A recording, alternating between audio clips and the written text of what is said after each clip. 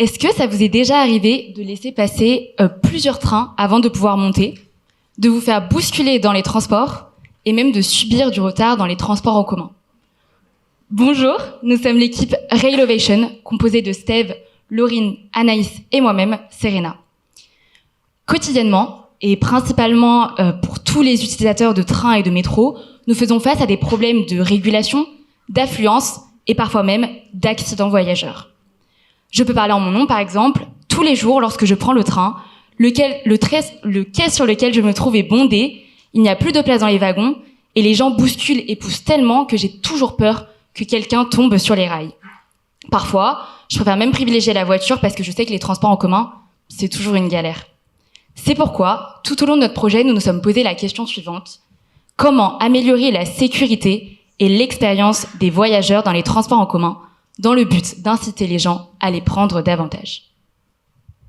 Oui, tout à fait, Serena. C'est l'idée que nous avons eue et notre solution se base sur les portes palières déjà existantes sur certaines lignes de métro et qui sont présentes sur toutes les lignes de métro en construction actuellement en Île-de-France.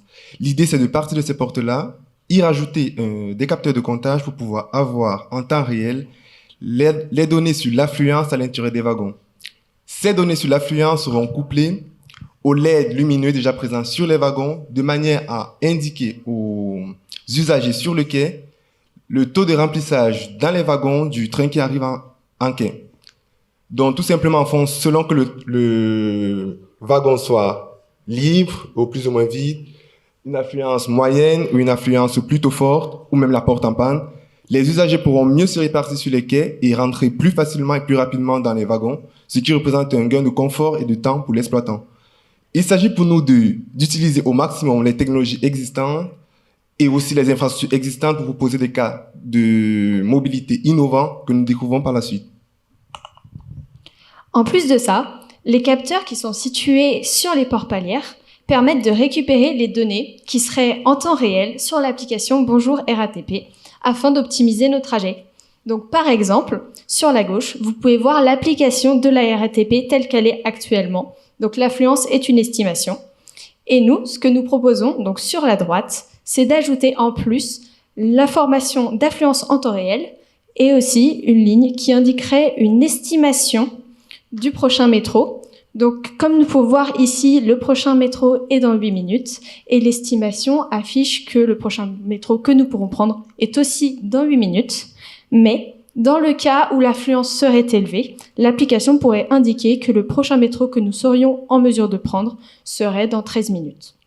Donc, pour récapituler, nos 3 apports de la solution, qui seraient possibles grâce aux données sur l'affluence en temps réel à l'entrée des wagons de métro, sont donc pour les usagers d'être en mesure de bien se répartir sur le quai grâce aux LED lumineuses, mais aussi choisir son trajet en fonction de l'affluence ou les garanties d'avoir une place assise. Et enfin, pour la RATP, être en mesure d'améliorer l'expérience de ses utilisateurs.